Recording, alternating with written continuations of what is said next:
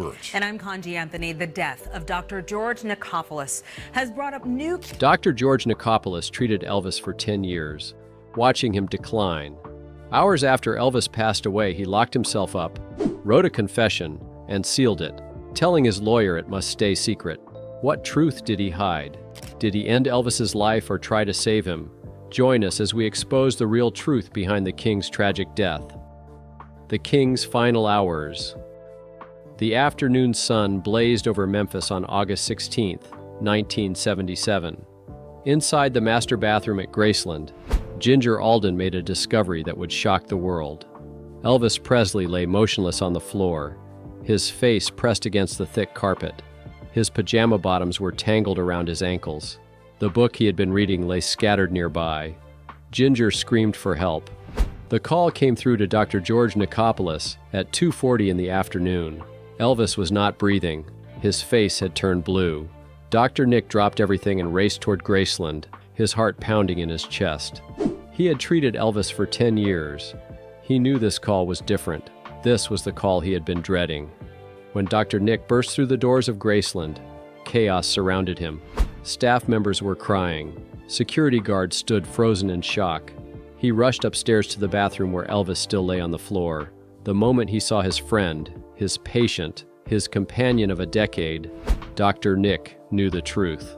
Elvis Aaron Presley was gone, but he could not accept it. Not yet. Dr. Nick began chest compressions with desperate urgency. He breathed air into Elvis's lungs. He refused to stop. Ambulance sirens wailed in the distance, growing louder as they approached the famous music gates of Graceland. Paramedics rushed in with equipment. Together, they lifted Elvis onto a stretcher.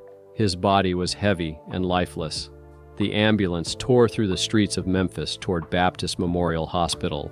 Inside, Dr. Nick continued working frantically. He pressed down on Elvis's chest again and again. He called out orders to the paramedics. Sweat dripped down his face. His hands trembled but never stopped moving. Deep inside, he already knew. The man who had sung his way into millions of hearts would never sing again. At the hospital, doctors and nurses swarmed around Elvis. They attached machines to his body. They injected medications. They used every tool available to modern medicine. Dr. Nick stood among them, still refusing to give up. For 30 more minutes, they fought against death itself. But death had already won. At 3:30 in the afternoon, Elvis Presley was officially pronounced dead. He was 42 years old. Dr. Nick stood in the emergency room, staring at his friend's body. The king of rock and roll was now just a man on a hospital bed. The weight of what had happened began to crush down on Dr. Nick's shoulders. Hospital staff noticed something strange about Dr. Nick that day. After the official pronouncement, he became very quiet. He moved through the hallways like a ghost. His eyes looked distant and haunted. He kept touching his jacket pocket as though checking for something important. When officials asked him questions about Elvis's medical history, he answered in short, careful sentences. Something was clearly eating away at his mind. That night, witnesses saw Dr. Nick locked inside his office at the hospital. The door was closed. The blinds were drawn. Through the small window, staff members could see him hunched over his desk. He was writing furiously. Page after page filled with his handwriting. His pen never stopped moving. He wrote for hours without breaks. No one dared to disturb him. The next morning, Dr. Nick appeared at his lawyer's office. His eyes were red and swollen. He had not slept. In his hands, he carried a thick envelope sealed with tape. He handed it to his lawyer with trembling fingers. His instructions were clear and firm. This envelope must remain sealed. No one could open it. Not until after Dr. Nick himself had passed away. Only then could the world know what he had written during those dark hours after Elvis's death. The lawyer placed the envelope in his safe. He promised to honor Dr. Nick's wishes. He asked no questions about what the envelope contained. Dr. Nick left the office without another word. Behind him, he left a confession that would remain hidden for nearly 40 years. A confession that held the truth about the King's final days. A confession that would challenge everything the world thought it knew about Elvis Presley's death. What secrets had Dr. Nick sealed away in that envelope? What had he witnessed during his 10 years by Elvis's side? The answers lay hidden behind lock and key, waiting for the day when the doctor himself would take his final breath. The doctor who knew too much. Dr. George Constantine Nichopoulos never planned to become famous. He certainly never imagined his name would be forever linked to the death of the world's biggest star. Born in Pennsylvania in 1927, Dr. Nick was the son of Greek immigrants. His parents worked hard to give him opportunities. He studied medicine and eventually moved to Memphis, Tennessee, where he built a quiet, respectable practice. He treated everyday people with everyday problems. Life was simple and predictable. Everything changed in 1967. Elvis Presley was filming a movie and developed painful saddle sores from riding horses. His regular doctor was unavailable. Someone recommended Dr. Nick. When the doctor arrived at Graceland for the first time, he was nervous. Elvis Presley was already a legend, but the moment they met, Elvis put him at ease. The king treated Dr. Nick like an old friend, not a stranger. They talked about music, about Memphis, about life. Elvis trusted Dr. Nick immediately. That trust would grow into something much deeper. What started as occasional house calls became a permanent arrangement. Elvis wanted Dr. Nick nearby at all times. He invited the doctor to travel with him on tour. Dr. Nick found himself on private jets, in luxury hotels, backstage at sold-out concerts. He watched Elvis perform night after night. He saw the toll those performances took on Elvis's body, the exhaustion, the pain, the need for something to keep going. During those early tours, Dr. Nick began noticing warning signs. Elvis relied heavily on prescription medications, pills to sleep, pills to wake up, pills for pain, pills for energy. At first, it seemed manageable. Many performers used medications to cope with grueling schedules, but Elvis's use was different. It was constant. It was increasing. Dr. Nick started keeping careful notes in private medical records that no one else could see. The doctor faced an impossible dilemma. His medical training taught him to protect his patients from harm, but Elvis was not just any patient. Elvis was his friend. Elvis trusted him completely. If Dr. Nick refused to prescribe medications, Elvis would simply find another doctor who would, and there were plenty of doctors willing to give Elvis whatever he wanted. At least with Dr. Nick involved, someone was monitoring the situation. Someone was trying to maintain some control. The medications had names that would later become infamous. Dilaudid for pain, Percodan for inflammation, Demerol for severe discomfort, Quaaludes for sleep. The list grew longer as years passed. Dr. Nick tried to limit the damage. He began prescribing placebos mixed in with real medications. He hoped Elvis would not notice. Sometimes it worked. Other times Elvis knew immediately and demanded the real thing. Colonel Tom Parker made everything worse. The colonel managed Elvis's career with an iron fist. He cared about one thing above all else: keeping Elvis on stage, keeping Elvis performing, keeping the money flowing. When Dr. Nick suggested that Elvis needed rest, needed treatment, and needed time away from the spotlight, the colonel dismissed him. Elvis had commitments. Elvis had contracts. Elvis would perform. Other doctors circled around Elvis like sharks. They saw an opportunity. They saw a famous patient who would pay top dollar. They asked no questions and set no limits. Dr. Nick watched them enable Elvis's decline. He tried to be the responsible voice. He tried to be the one who said no. But saying no to Elvis Presley was nearly impossible. Elvis could charm anyone. He could convince anyone. He could make you believe that just one more pill would be fine. Throughout everything, Dr. Nick kept meticulous records. He documented every prescription. He noted every conversation about reducing medications. He recorded his attempts to get Elvis into proper treatment programs. He wrote down the names of other doctors who prescribed without concern. He kept track of Elvis's weight, his blood pressure, and his declining health. These records were his insurance, his proof that he had tried, his evidence that he had not simply been a dealer in a white coat. As the 1970s progressed, Dr. Nick watched his friend deteriorate. The vibrant, charismatic Elvis he had met in '67 was fading. In his place was a man trapped by his own fame, a man who could not escape the demands placed upon him, a man who used medications to survive each day. Dr. Nick knew where this path led. He had seen it in his medical training. He had read the statistics. He had watched other patients destroy themselves. The question that haunted Dr. Nick was simple, but terrible. Was he helping Elvis or enabling him?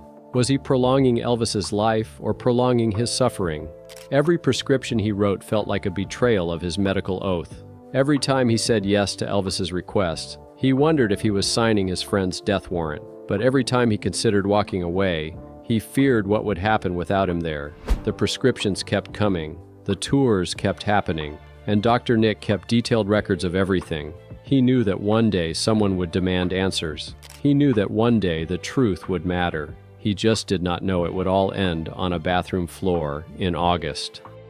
The prescription trap.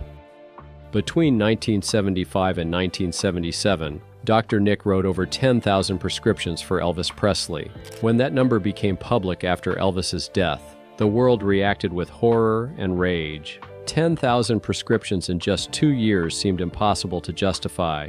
The media painted Dr. Nick as a substance dealer who happened to have a medical license. The Tennessee Board of Medical Examiners launched an investigation that would consume the next several years of his life. Newspapers ran headlines calling him Dr. Death and worse. People who had never met him decided he was a monster who took the king's life for money. But the truth behind those shocking numbers was far more complicated than anyone knew. What the public did not understand was that many of those prescriptions were placebos. Dr. Nick had been fighting a silent war to keep Elvis alive by tricking him. He prescribed sugar pills disguised as painkillers. He gave diluted medications that contained half or even a quarter of what Elvis requested. He wrote prescriptions for vitamins but labeled them as something stronger. It was a desperate game of deception meant to protect Elvis from himself. The problem was that Elvis was smarter than people gave him credit for. He knew his medications intimately. He could tell within minutes if a pill was real or fake. When he discovered Dr. Nick's tricks, his rage was terrifying. The gentle, kind Elvis that fans knew disappeared in those moments. He would scream at Dr. Nick, accusing him of betrayal and lies. He threatened to fire the doctor and find someone who would give him what he needed without games or judgment. Elvis had developed a sophisticated system to obtain medications from multiple sources: the Memphis Mafia, his loyal group of friends, and employees became unwitting accomplices in his addiction. Elvis would send them to different doctors with complaints of pain or insomnia. They would return with bottles of pills that Elvis would hide throughout Graceland. Dr. Nick knew about this system, but felt powerless to stop it. If he confronted Elvis, the king would simply cut him out entirely and lose the one person trying to maintain any medical oversight. The most famous confrontation happened in Las Vegas during a performance run in 1975. Dr. Nick had reached his breaking point, watching Elvis deteriorate night after night on stage. He told Elvis that he would not write another prescription until Elvis entered a proper detox program. Elvis responded by ordering Dr. Nick to leave Vegas immediately. The doctor packed his bags, believing his relationship with Elvis was over. But 3 days later, Elvis called him back with apologies and promises to do better.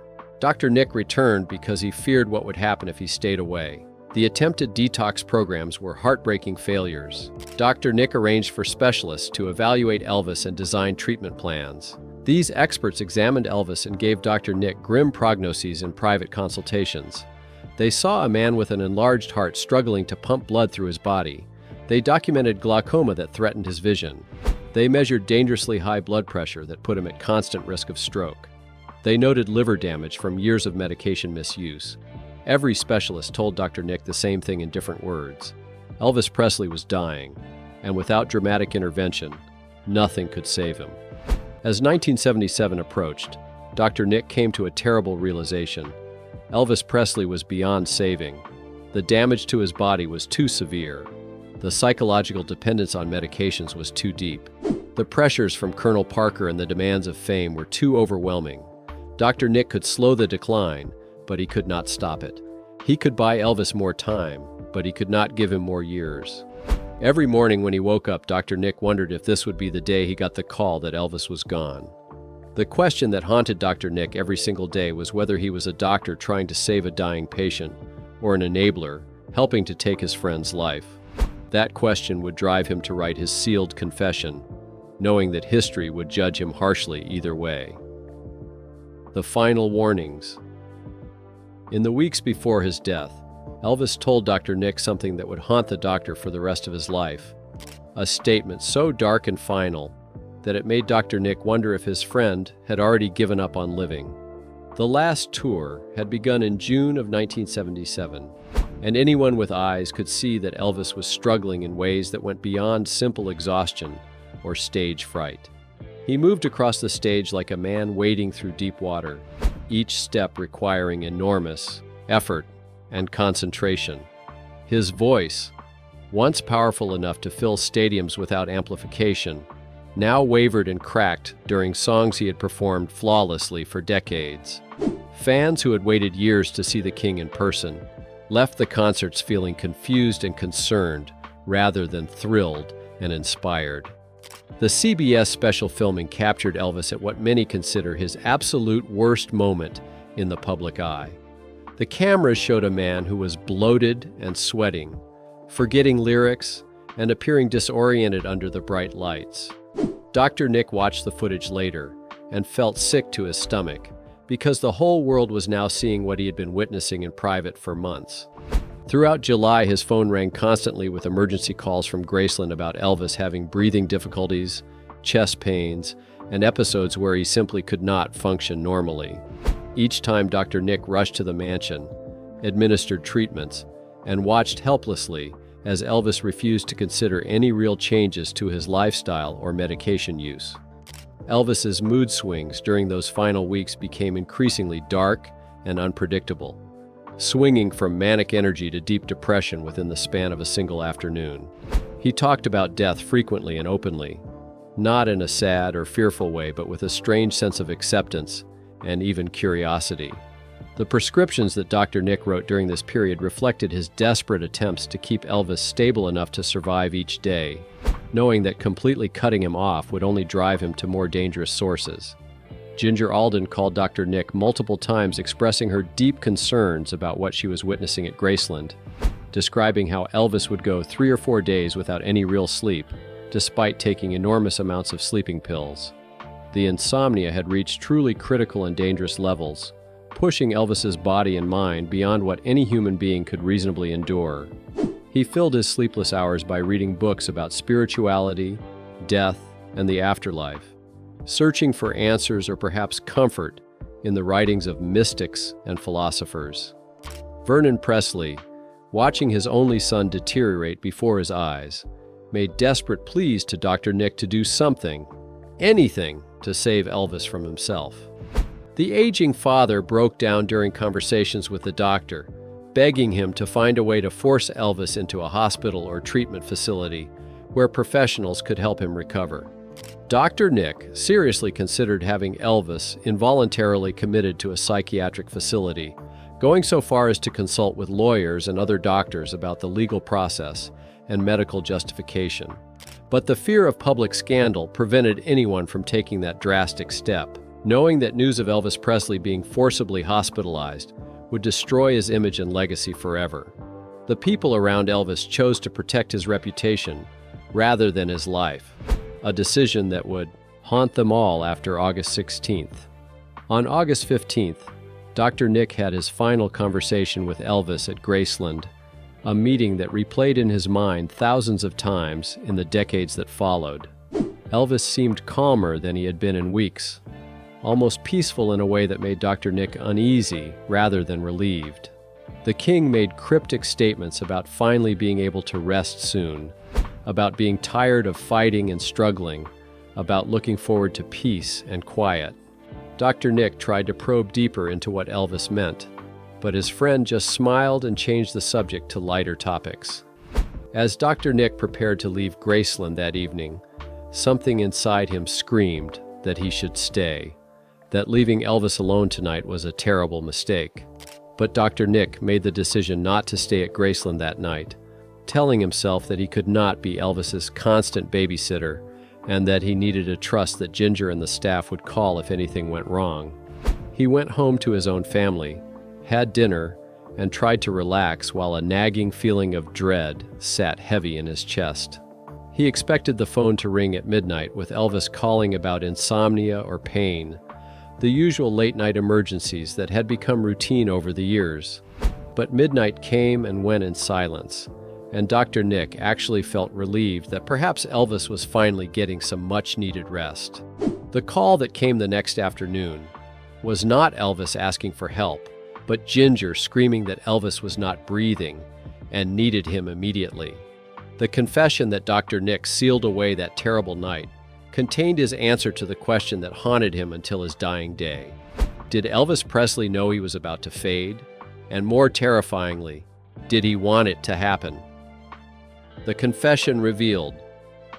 February 24th, 2016 marked the day that Dr. George Nichopoulos passed away at the age of 88 in his Memphis home, surrounded by family members who had stood by him through decades of public hatred and professional disgrace.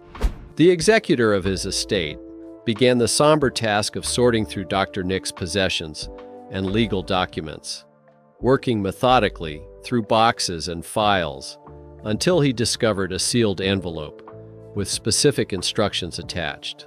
The life that Dr. Nick had lived after Elvis's death had been difficult and painful in ways that most people could never fully understand or appreciate. The trials had dragged on for years, with prosecutors painting him as a greedy doctor who traded his medical license for money and fame by feeding Elvis's addiction instead of fighting it. The Tennessee Board of Medical Examiners suspended his license temporarily, destroying his medical practice and his reputation throughout the state and beyond. Public hatred followed him everywhere he went during those dark years, with strangers shouting accusations at him in grocery stores and restaurants. But through it all, Dr. Nick maintained a quiet dignity and refused to speak publicly about the sealed confession he had written on the night of Elvis's death. He lived simply in Memphis, the city where both his greatest achievements and his worst nightmares had unfolded. His children and grandchildren knew about the sealed document, but respected his wishes that it remain closed until after he was gone from this world. When the executor brought the envelope to Dr. Nick's family and explained its contents and conditions, they faced a difficult decision about whether to release the confession to the public. After much discussion and consultation with lawyers, they decided to release portions of the confession while keeping some deeply personal sections private, out of respect for all the families involved. The revelations contained in those pages shocked even people who thought they knew the whole story of Elvis's final years and tragic death. Dr. Nick's confession made clear his belief that Elvis's death was accidental, but completely predictable, given the combination of medications in his system and his deteriorating physical condition. The autopsy had revealed a disturbing cocktail of substances, including codeine, morphine, Valium, and numerous other substances that should never have been combined in a single human body. Dr. Nick admitted in his confession that he knew the combination was dangerous and potentially lethal, but he explained that his continuing to prescribe was actually the lesser of two terrible evils. If he had refused completely, Elvis would have turned to other doctors who had no knowledge of his complete medical history and no hesitation about writing prescriptions for anything Elvis requested. The confession included detailed documentation of every warning that Dr. Nick had given Elvis over the years, complete with dates, locations, and the specific concerns he had raised about medication interactions and health risks. But the most shocking claim in the entire document was Dr. Nick's revelation that Elvis had asked him specific questions about lethal doses of various medications, wanting to know exactly how much would be too much. But rather that Elvis had made a kind of peace with dying young and was no longer fighting to preserve his own life with any real determination or conviction. The confession pointed fingers at Colonel Tom Parker, detailing the relentless pressure the manager placed on Elvis to perform, despite clear evidence of his declining health and desperate need for rest and treatment. Dr. Nick expressed his deepest regret in the confession, stating that he should have walked away completely and forced Elvis to hit rock bottom, believing that sometimes the most loving thing a doctor can do is refuse to enable a patient's self-destruction. He included names of other doctors and enablers who contributed to Elvis's decline, people who profited from his addiction while pretending to be his friends and caregivers. But buried on the very last page of the confession was one final revelation that changed the entire narrative of Elvis's death and raised questions that medical examiners and investigators had never properly considered or investigated. The truth about the king's death. The final page of Dr. Nick's confession contained a medical conclusion that directly contradicted the official cause of death listed on Elvis Presley's autopsy report and death certificate. The official report had stated that Elvis passed away from cardiac arrhythmia, which is essentially an irregular heartbeat that causes the heart to stop pumping blood effectively throughout the body. This diagnosis had been accepted by the medical examiner, the media, and the general public as the final word on what took the King of Rock and Roll's life on that August afternoon in his Graceland bathroom.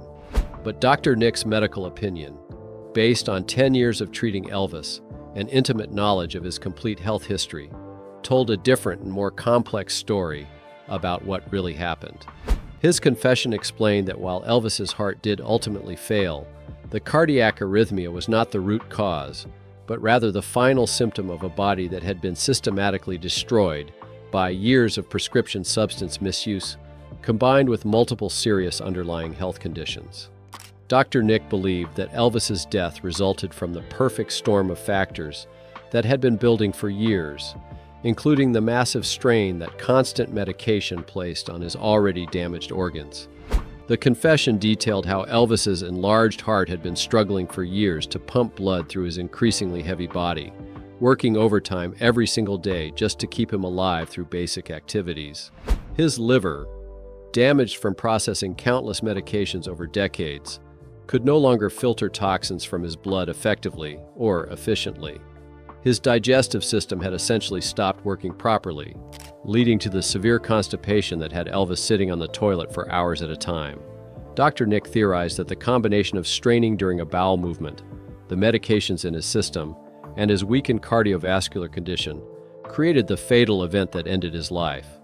The confession raised the critical question of whether Elvis could have been saved with different choices and interventions at various points in his decline. Dr. Nick's answer was both hopeful and heartbreaking in its implications for what might have been. He wrote that yes, Elvis Presley could absolutely have been saved if he had stopped performing completely and entered a long-term treatment facility in 1975 when the warning signs became impossible to ignore. But such a decision would have required Elvis to walk away from everything that defined his identity and gave his life meaning and purpose. Dr. Nick explored in his confession the deep psychological reality that Elvis's sense of self was completely inseparable from performing and being the king in the eyes of millions of adoring fans. To stop performing would have felt like dying anyway, perhaps even worse than physical death, because it meant becoming ordinary and forgotten. The confession revealed Dr. Nick's observation that Elvis actually feared becoming irrelevant and replaced more than he feared dying young, like his beloved mother Gladys. The final pages of the confession provided Dr. Nick's ultimate vindication in some ways, showing that his prescriptions and medical interventions were genuine attempts at harm reduction rather than simple enabling or profiteering. The medical community, after reviewing the confession alongside Elvis's complete health records, began to reassess Dr. Nick's actions through a more nuanced and understanding lens. Many doctors admitted that they would have faced the same impossible choices and might have made similar decisions when trapped between medical ethics and practical reality. However, the confession also left many questions permanently unanswered about those final hours at Graceland and what exactly transpired in Elvis's mind and body. Nobody would ever know for certain whether Elvis understood how close to death he was walking each day, or if he lived in denial about his condition until the very end. The confession could not reveal whether Elvis felt pain or fear in his final moments, or if death came as a peaceful release from years of suffering.